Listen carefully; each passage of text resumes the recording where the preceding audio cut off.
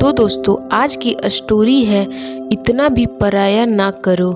Mummy जल्दी से इधर आओ, देखो चाचू को क्या हो गया है। शिवानी जोर से चिल्लाई। शिवानी की आवाज़ सुनकर आशा रसोई का काम छोड़कर तेजी से कमरे में गई। उसने देखा कि उसके देवर मोनू के मुंह से झाग निकल रहे थे और सारा शरीर अकड़ सा गया था और मुंह से भी धू धू की आवाज आ रही थी। आशा उनकी ऐसी हालत देखकर एकदम घबरा गई और तुरंत डॉक्टर को फोन किया। आज ही तो उसकी सास ससुर एवं उसके पति शहर से बाहर एक शादी में गए हैं। मोनू भी शादी अटेंड करने ही अपने हॉस्टल से आया था, पर तबीयत ठीक महसूस ना करने के कारण घर पर ही रुक गया था। थोड़ी सी देर में ही डॉक्टर साहब आ गए। उन्होंने मोनू को देखकर बताया कि इन्हें मिर्गी का बड़ा दौरा पड़ा है, आप इन्हें तुरंत अस्पताल में भर्ती करवा दें, वहाँ इनकी अच्छी तरह से देखभाल हो जाएगी। तुरंत ही एम्बुलेंस मंगवाकर उसने उन्हें हॉस्पिटल में एडमिट करवा दिया। उसने सोचा कि अपनी सास को भी इन्फॉर्म कर दे, पर उसे ख्याल आया कि मम्मी जी कितने साल बाद अपने मायके में जा पाई हैं, वो कितना खुश थी। अब अगर उन्हें मोनू की तबीयत के बारे में बताऊंगी तो परेशान भी हो जाएंगी और घर लौटने की जल्दी मचा देंगी। वैसे भी डॉक्टर ने ही देखना है, अस्पताल में तो फिर उन्हें क्यों तंग करना। यही सोचकर उसने ना बताने का ही फैसला लिया। अब उसका एक पैर हॉस्पिटल में तो एक पैर घर में होता। 3 दिन बाद उसके देवर की छुट्टी मिली। उसी दिन उसकी सास ससुर और पति भी शादी से वापस आ गए। आशा ने उन्हें सारा किस्सा सुनाया और फिर वह उनकी चाय नाश्ता बनाने चली गई।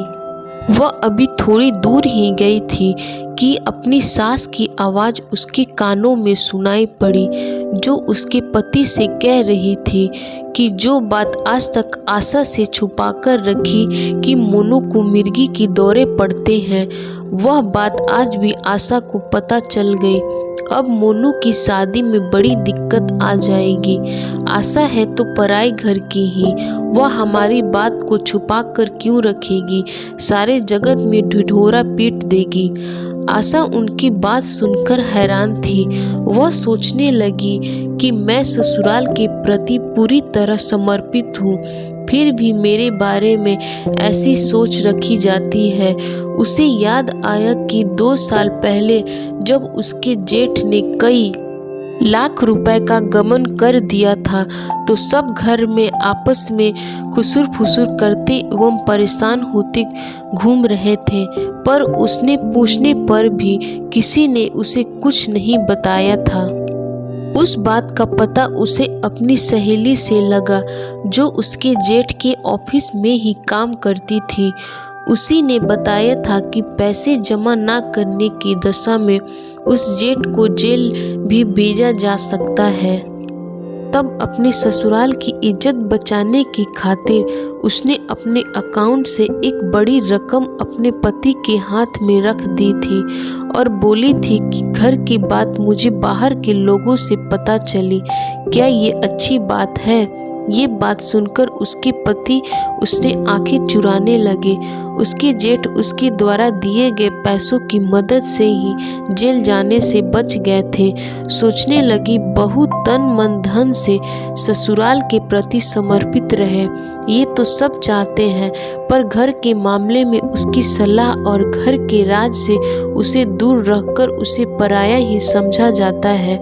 वह सोचने लगी शादी से पहले जब वह अपने मायके में रहती थी तो वहाँ भी वह तन मन धन से पूरी तरह घर वालों के लिए समर्पित थी, पर उसे सदैव पराया धन पराई अमानत ही समझा गया। जब कभी कहीं से लौटने पर उसे देर हो जाया करती तो माँ चिल्लाया करती थी, टाइम से घर आया कर, पराई अमानत है।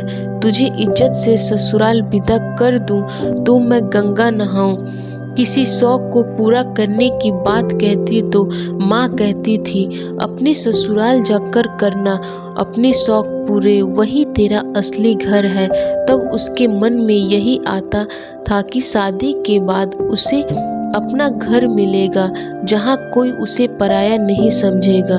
पर अब उसे समझ में आया कि ना तो मायका ही उसका ना ही ससुराल उसकी, पर उसके अपने मन में दृढ़ निश्चय कर लिया था कि वह अपनी बेटी भी पराई अमानत समझकर नहीं पालेगी, उसके सारे शौक भी पूरे करेगी, उसके शादी के बाद उसके लिए मायके को पराया भी नहीं होने देगी। अरे चाय बना रही है या बीरबल की खिचड़ी? अपने पति की आवाज़ सुनकर आशा की यादें भंग हुई और वह अभी लाई कहकर चाय कप में पलटने में लग गई। तो दोस्तों, आज की आपको ये स्टोरी कैसी लगी कमेंट बॉक्स में ज़रूर बताएं, और अगर आप मेरे चैनल पे नए हैं तो चैनल को लाइक, शेयर और सब्सक्राइब ज़रूर करें।